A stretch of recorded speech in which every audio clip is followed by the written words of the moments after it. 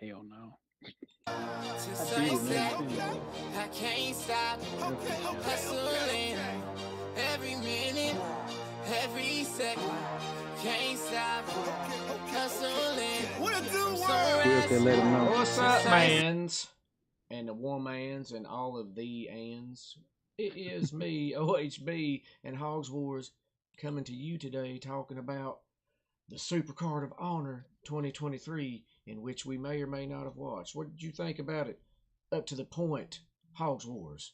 As always, it didn't suck. But anyway, uh, pretty darn good show.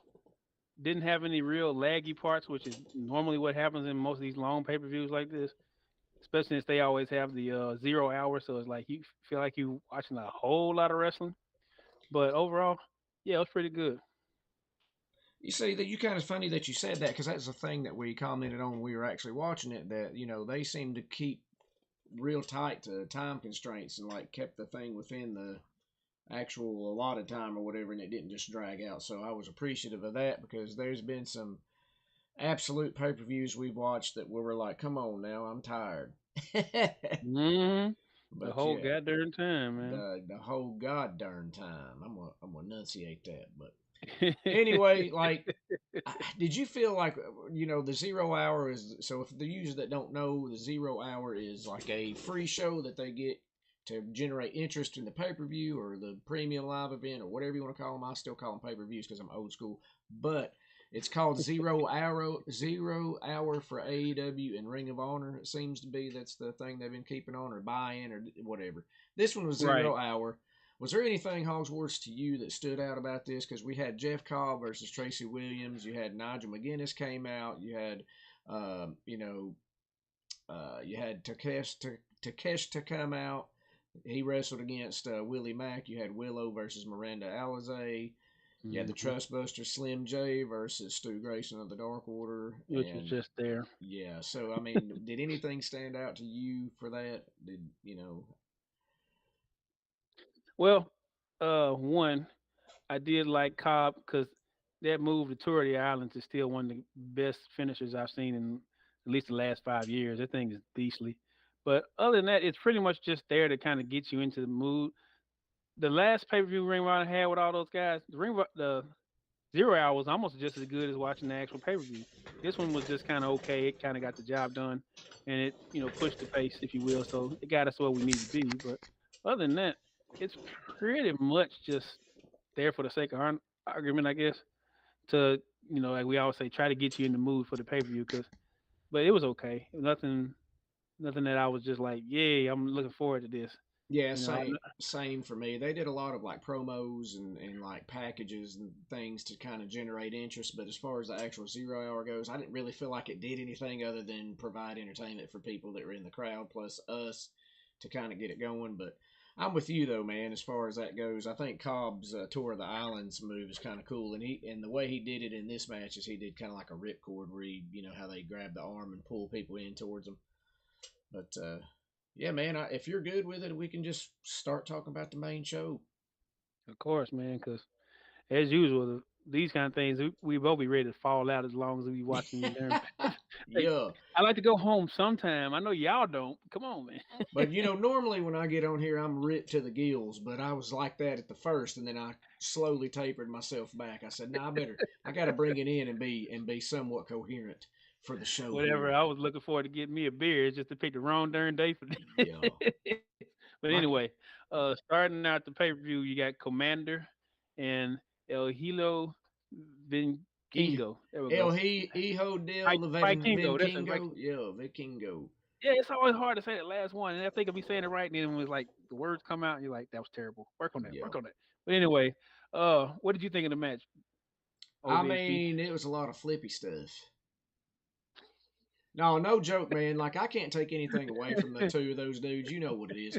Those guys, I mean, they were all over the place. I've never seen people stand on the actual thing that the turnbuckles tie into, like the actual turnbuckle post, and do Mm-hmm. moves off that junk.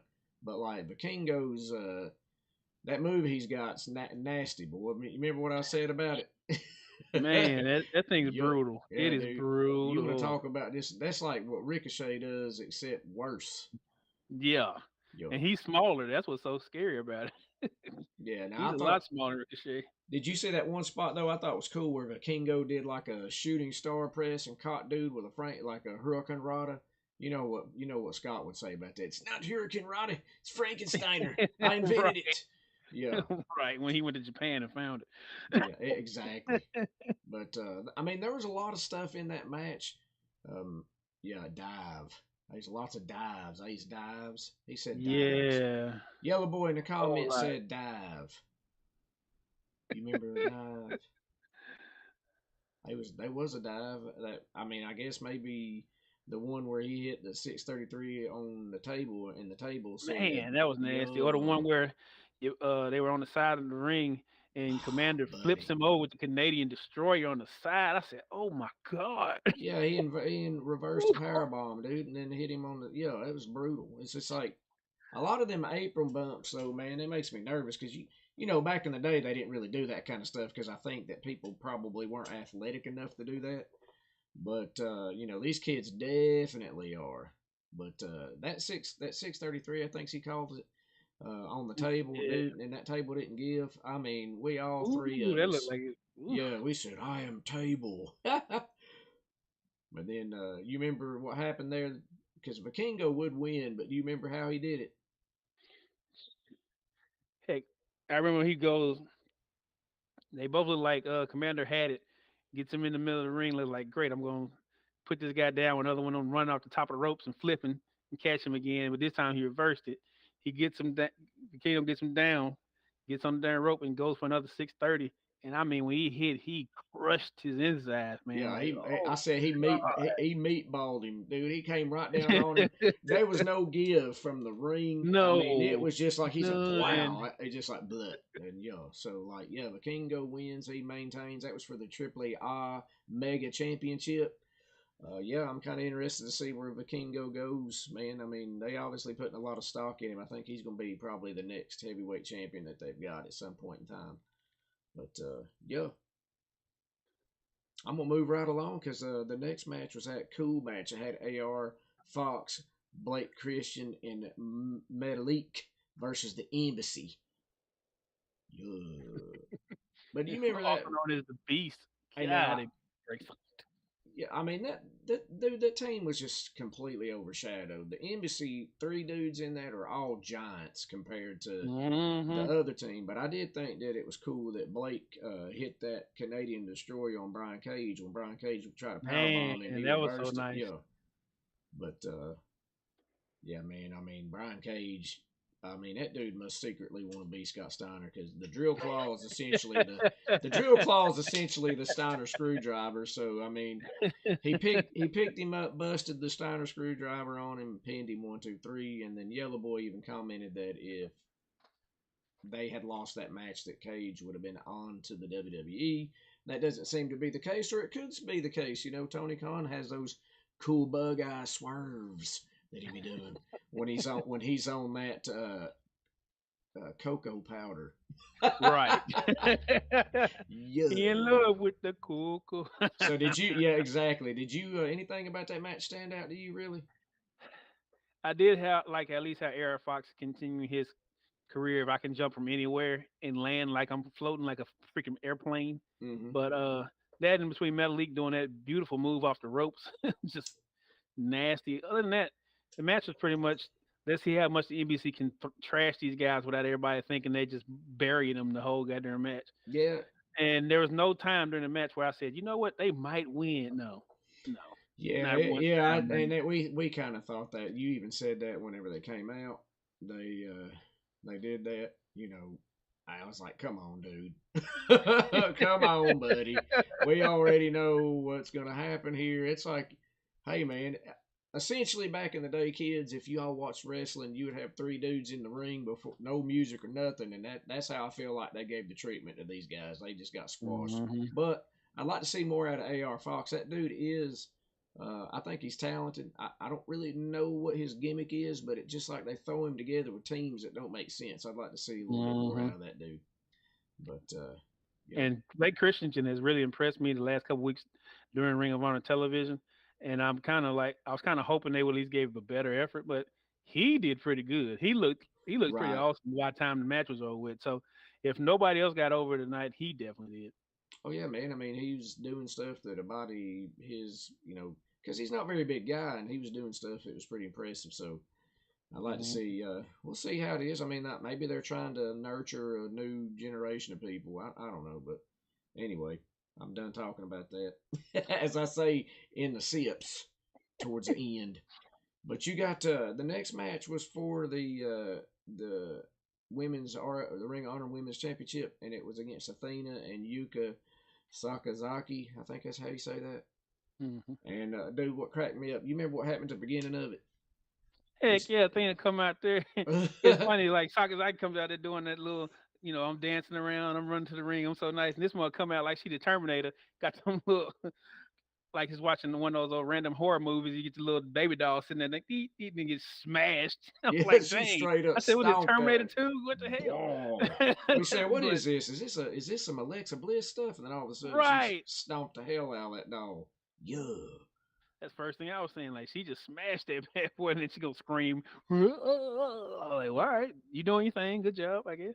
And the thing, like I noticed through the match though, is like, and Yellow Boy may or may not confirm if that's even a thing that talks about, because he does the dirt sheet and the shot of brew type stuff. But Yuka did like this weird dive where she went out on Athena, but the way she landed, I was like, man, she's hurt her neck. But she already had like that kinesiology tape on her neck anyway.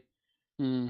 She kind of favored her neck. I don't know if that was like she was selling it, but like she looked like she's favoring it the whole time. And so I want to I hope she's okay from that. But like, I don't know if Hmm. I don't think you caught the finish of the match. But what had happened is Yuka was on the outside, climbed up on the apron, went to climb like she was standing on the second rope from the outside, and was going to act like she's going to dive. Well, as soon as she went to do that, Athena was already on the top rope and just jumped off and caught her with the O face stunner, and it was it. Hmm. 1, 2, 3. She retained. I mean, pretty much Athena was just like running roughshod over. They did get a little bit of like Yuka did get a little bit of offense in, but for the most part, with Athena's, continuing that dominance. But and her next opponent is yet again another Japanese um, star coming up. I think on the next Honor Club. Is that what they call that Ring of Honor show? Hmm.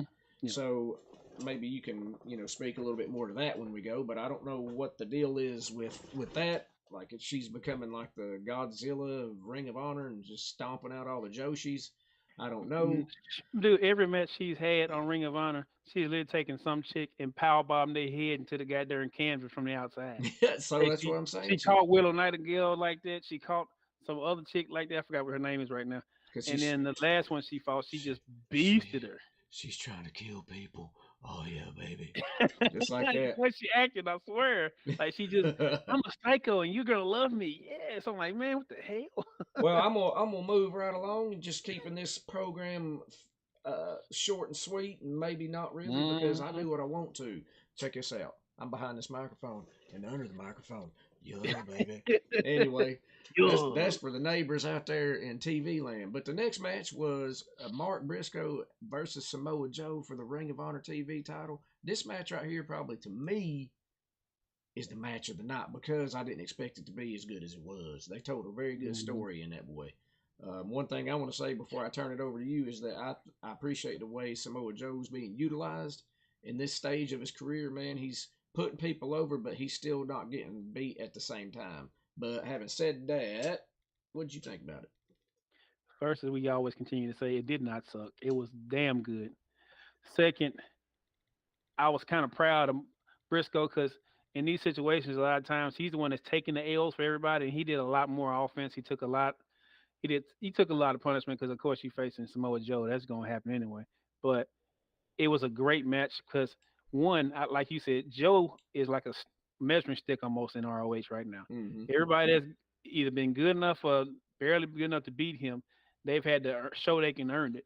They had to take them L's, take them chops, take them terrible. He walks away like he was like, "Oh no, I'm not gonna do that." You jump off the top rope, which is still the funniest thing in the world to me. But in the same token, Mark didn't give up. He kept fighting hard. It's just he got hit by a bulldozer and he got finished off. that Coheena clutch, man, and he had already got basically brained before he got hit. So it was just Yeah, like, dude, he sure did. Because he God, already was getting choked. And Mark said, nah, I ain't going out to the choke. Samoa Joe said, that's cool. I'm just going to suplex you while I got this clutch on you. on your neck. All right, all up on your dome. God, All up on your dome with your missing fronts, bruh. Just straight man. up. And then it was brutal. And then, yeah, so Hmm. Mark got Coquina clutched and it was game over. Pretty much. But they at least Samoa Joe did the right thing by him and adhered to the honor code and shook his hand at the end. So he didn't have to do that, but he had that respect for him and Jay. So props to him for that. But yeah, you got Mm. anything else to say for that? Outside of him going out and hugging that, I think that was his mom Yeah, or they mom. That was pretty tough to kind of watch. But he couldn't win the belt, but he definitely did enough to at least make it look good and right. if not be embarrassed out there. So you can head on to the next one. Yeah, so the next one was Hiroshi Tanahashi versus Daniel Garcia. I don't really know. This is the one to me. I thought, man, I don't know what this is going to be like, but wasn't horrible. I think Daniel Garcia did a good job of code of honor upheld. Yellow Boy says that's exactly right. Hmm. That's a very good point because that's gonna come to play later, but not in that match, but in another one. We'll talk about it. But anyway, so Tanahashi and Garcia like slowed the match down and wrestled, which drew comments from the crowd talking about you're a wrestler, and he's like, no, I'm not. Shut up, Hmm. dude. I don't know where they're gonna go with that, but like him being in the JAS is just odd. He needs to move on somewhere and do something else. But I mean, did you anything this match in particular stand out to you? For me, I feel like it was just a normal modern day Tanahashi match that he's been wrestling in AEW / Ring of Honor stuff. I mean, that was to me. But what did you think? I mean, it was a basic. That's the best way to put it. There's other words I usually add after that, but it was just a basic. And it's kind of sad because I don't expect much out of Tanahashi. I know he's a vet and he's just really trying to just keep it going while he's making a little bit of money he's making. But in the same token, just be honest, Daniel Garcia, I'm not a fan of any of his facials at all. They're terrible. He Well, I can mean, wrestle. He I can hope wrestle his butt off. He I can hope wrestle you're his not. butt I off. hope you're not, man, because I didn't think that was your gimmick. But you all Ha about ha them ha. facials. Waka waka flame. What's up? Hey, I'm telling you, you can tell. But anyway, Dang. stupid. But no, it's like he really doesn't have a set of emotions in a match. It's like, they always talked about, when they say Shawn Michaels or Dusty Rhodes, that the main thing about them wasn't just that were athletic, which was obvious, All right. but when they got hit and came back, you felt every hit, you felt every emotion when they came back. Right. You felt that. Even give Hogan his due. When that Joker started shaking and everybody was behind him, hey, we all was feeling it because of the way he looked, Right. and he just hadn't translated that yet. Why? Who knows? But hopefully one day that part of his game will come in because from a wrestling standpoint, the boy can wrestle. Oh But I'm yeah. glad I'm glad he lost. I'm glad Tanahashi jumped off the top rope and looked like he about a flying sack of potatoes. And I'm glad the match Yeah, is over yeah, with. yeah. That's exactly so, what that's so I'm glad that's over with. We can go to the next one. eloquently said. Yellow Boy says in the chat though, I didn't realize Tanahashi was missing them fronts like that. Yeah, Yeah, that boy had that those front Mick teeth was jagged Foley's. in the mouth. He had them Mick Foley's, ain't it? But And then Garcia didn't want to shake his hand and rolled out the darn ring. I'm like, you yeah, trash come as it on, is, dude. He dude. Come on, trashed. man. So, like, to me, Garcia is the modern day Dean Malenko, dude. He's just that Iceman. I'm serious. He ain't got no facials. He ain't got none of that stuff, but he can get out there and work you into the ground. But they ain't gonna put butts in seats, brother. No, it ain't. That's what Tony No, it Schiavone ain't. said about Mick Foley being a champion, ain't it? But Right, and then that'll found out put the hard butts. way he was wrong. Yeah, he did. With his little earring. Anyway. And his 16 kids. No, anyway. The next match was a 75-man tag team match for the Ring of Honor titles because Mark relinquished the belts on behalf of him and Jay since, obvious reasons. And if you can't figure that out, shame on you. But it was really the Lucha Brothers Lucha Bros versus the Aussie Open, which is Mark Davis, Kyle Fletcher versus Top Flights, Darius and Dante Martin. La Faction Ingobernables, which was Rush and Dralistico, and the Kingdom, which is Taven and Bennett. Yeah. Man, this match was off the rails, dude. Yes. I don't know how else to say it. There were so many spots in here. People getting flip pile Man. drivers, suplex thrown the ladders, and if you've seen any of the matches involving like the Lucha Bros, you know kind of what to expect because the match I Mm-hmm. felt like because honestly, man, Taven's the same way. Like those guys are very high flyers, fast movers, and like everybody in that match, with the exception of maybe Mark Davis, who was the bigger of the Aussie Open, and maybe Roosh were the ones that slowed it down a lot. But I think the match was fast, but like there are a lot of spots. But there was one in particular that happened that somebody got hurt at that you were talking about. I want you to kind of Mm-hmm. elaborate on that. And it was supposed to be the big spot of the night too, because just like in a lot of matches where they have the four tables set up on two on top of each other, and they're on top of the yeah, no, Penta and Dante are on top of the ladders, which one ladder is bent across the middle of a ladder onto the ropes. And I'm just sitting here in my head, I'm like, they're gonna do a Canadian destroyer. I don't know why Mm, they're gonna do a Canadian destroyer, but they're gonna do a Canadian destroyer. And I'm thinking in my head, as long as he lands flush on the when he first get, he'll be okay. Because if not, he gonna go flying. And I was unhappy to be wrong. mm, And when he hit that floor, y'all just had to watch the video. That's how buddy. I'm gonna put that. Because the way his leg ended up turning, I'm hoping I'm wrong. I'm just hoping it was just one of those freak accidents where it just moved a little faster than we think it is. But the way that looked, it looked like a lot things that happened to a lot of guys lately, in a lot of different promotions and football and everything else, where he might not be doing anything for a year. And I'm hoping I'm wrong. I'm hoping I'm wrong. But it's just the way it looked, it did not end well. And what's funny is after that, because he waved at the referees to come here, Dante did. Yeah. What's called goes up, Phoenix goes up, and they win the titles for the Lucha Bros, Hmm. which was, you know, it's great and wonderful moment. In that same token, you're kind of sad about this, but they moved so fast from the average person wouldn't even know what happened. Right, and we just It picked just, up on it because like that's the first thing I hmm saw. Well, the way he come out there in his foot, dude, and I said, man, come on Monday Night Nitro, Scott Steiner gonna come out there with a pipe talking about, you see what I did to Dante Martin's leg? right. Yeah. But I mean, so yeah, that Hogsworth said the Lucha Bros win. FTR comes out and everybody embraces, and then Mark goes down. To where the Kingdom is, and that's Matt Taven and Mike Bennett, and they all embraced breaking kayfabe. Which if you still buy into kayfabe at this point in time, good on you, because I still believe it's real too, baby. But they did some stuff that you wouldn't normally seen back in the day, or people been getting their ass kicked by the bookers. Anywho, Yellow Boy in the chat, real quick to rewind before we move on. He said Athena just got through doing a media scrum. Said would love to wrestle Trinity Fatu because never had the chance to wrestle her when she was Naomi in the WWE, and also she wants all the smoke from the Josie wrestlers. She said, "Come on, Joshies, we got you, baby. Because I'm getting all. You bring stardom, you bring all them girls around here. I'm gonna show you what's what. I'm gonna show you what your boyfriends and husbands don't know how, ain't it?" All of a sudden, All of a sudden, but you. the next match to me is what I thought was a good one. Not the best, like I said. I think that goes to Samoa Joe and them. But the next one I thought was cool, which was the pure championship between Wheeler Utah and Katsuyori Shibata, which yeah, that one was You. that just goes, Brutal, brutal. buddy. That whole match was one of those f around and find out scenarios. Yeah. So yeah, I mean, is there anything that you thought was awesome in that match? Oh man. Besides the fact that Shibata was just laying into him every Oh time he yeah, thought he was gonna do something, and it's like every time he starts to get to laying in him, here come Wheeler useless trying to do a little leg kick in the nuts here and a sweep there, just any kind of spit in the face. I'm like, I said, you are not Ric Flair in the damn '70s, bro. You got to.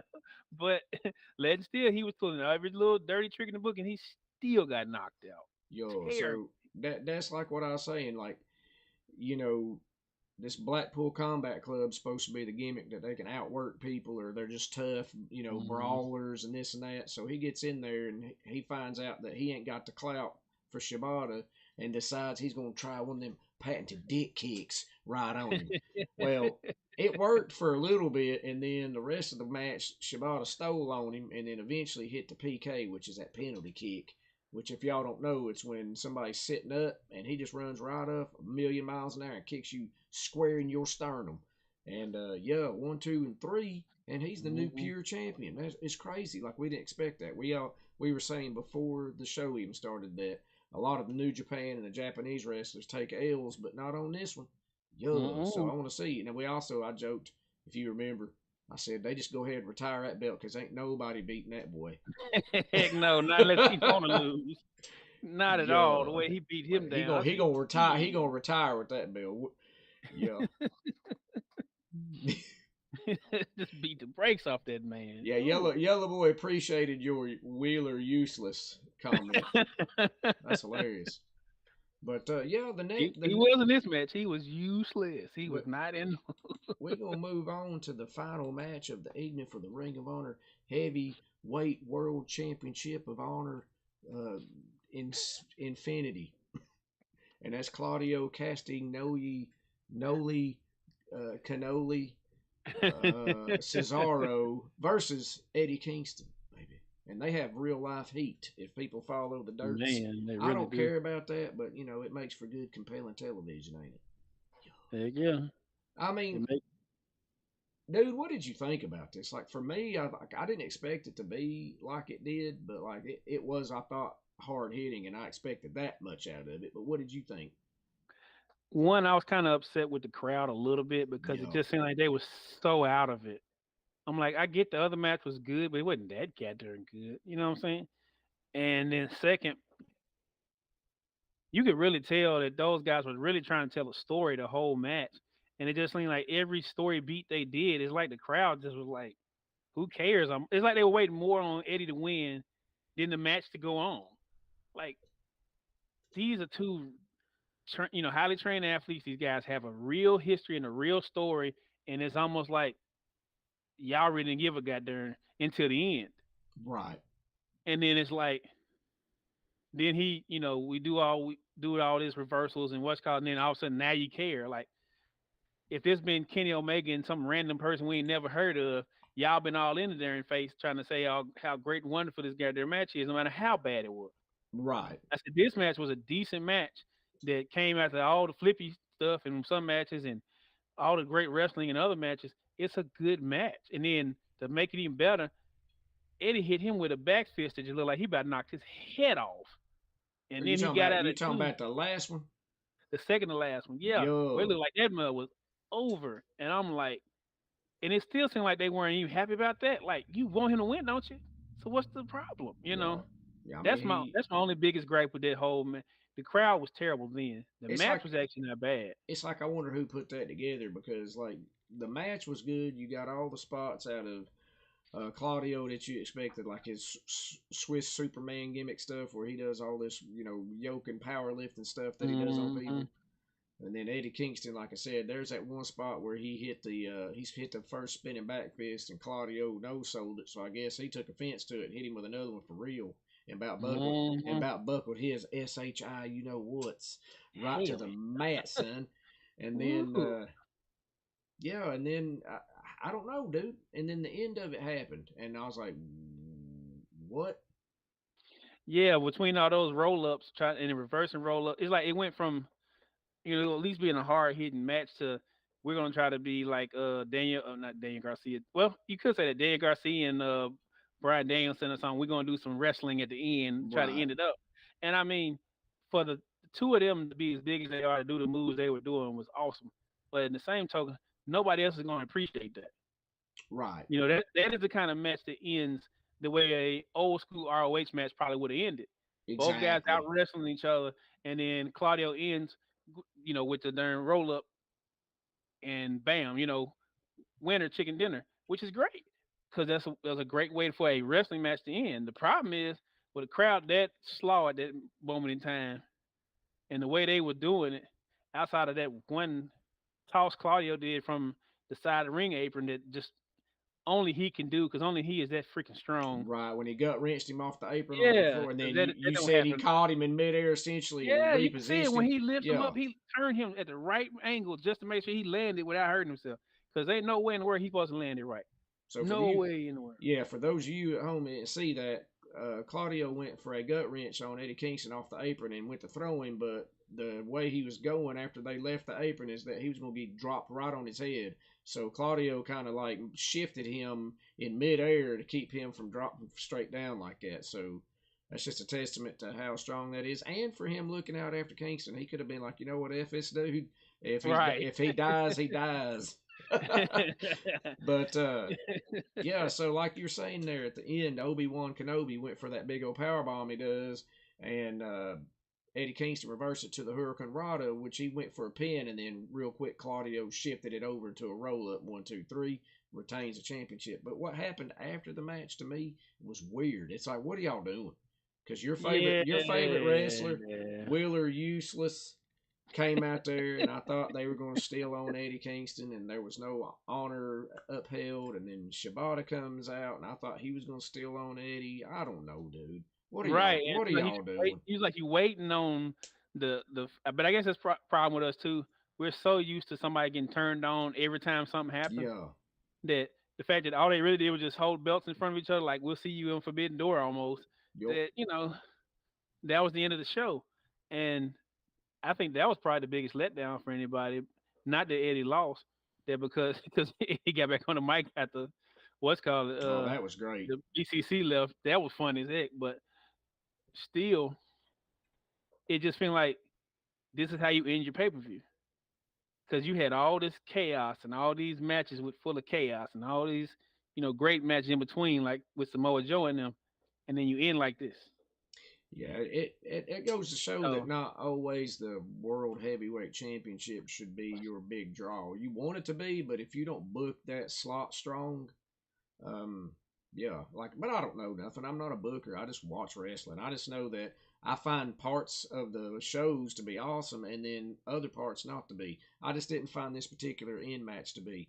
And they're going to keep on till they bury Eddie Kingston completely, dude, because he has I got to get a swear, win on somebody for I real. swear, it's like he getting wins during the week. He getting wins during ROH, and then we get to the title match. And it's not. I won't even say he's not getting wins. He's not getting title match wins when Right. he is literally taking people to the brink every time. Come on, man. Man, that's what I always say about the best girls. But you know what? Yeah, but I mean, Yeah. I knew Eddie wasn't going to win whenever the commentator said, "Well, he's a 4-0 in matches this year. He beat Jay White and this," and I said, "Yeah, thanks for telling me who's going to win this match, losers. You got heat with me, Ian Rico Cabani Jr. Chobani. Caprice knows what's up. Anyway." Right. I don't know. Do you have any parting thoughts or comments about this? Because I'm done talking about it all this show. I mean, it was a good show. outside of that, Yo, outside of that, no, because besides your boy coming from WWE to become an announcer, and I can't remember his name right now, which you is talking about sad. Nigel McGuinness? Yeah, besides Oh Nigel yeah, McGuinness coming there and both all the title matches being what they were, this was not as good as the last pay per view at all. yeah. That Nigel It was a McGuinness. good pay per view, but it was nowhere near as good as that last pay per view Yeah, they had. So I'm hoping the next one be better, but we'll see. yeah. Nigel McGuinness coming back was really like fan service to Ring Mhm. of Honor, and hopefully he'll go going forward because he was huge part of the original Ring of Honor, dude. He was champion forever. Him and Mhm. Brian Danielson had knockdown dragouts back before Nigel McGuinness wasn't allowed to wrestle anymore. So Oh, yeah, he some things happened to him health wise, and he wasn't going to be cleared to wrestle anymore. So yeah, it was kind of sad because that dude was he would go in there and work circles around you. So, but anywho, I mean I don't know, man. Are you good with the way things went? Because if not, I don't care. Yeah. good. So having said all that, you know where you can find us. If you check our bio out, you can check and see the linked tree. You can pretty much find us anywhere on there. You can see on your screen right now. We have our Instagram, our YouTube page, which you're watching right now, and then you also have our Twitch over there. But once again, you can also see the linked tree. You can just go there if you want to go link tree on the interwebs and just look Bros, Brews, and Botches. You'll find all that stuff there. Hogzwars, he finally got him something going on. He's grown up. My little boy's going into the world. I appreciate that. He's on the Instagrams. He'll be doing some Twitch stuff in the future. And then you know where I'm at. And of course, Yellow Boy, who's not with us today, but he is moderating the chat. That guy can be doing a shot of brew and all that other cool stuff. You ought to follow and like and subscribe. And yeah, do you got anything else you want to say before we get out of here? Yeah, that's it. Yeah. Anyway, on behalf of Yellow Boy, I have been Overhereboy and my cohort here in crime, Hogzwars. This is Bros, Brews, and Botches, and you have been watched the Supercard of Honor 2023 of what we thought of it, ain't it? Anyway, done talking about it. Love you. From sunrise to sunset, I can't stop hustling every minute, every second.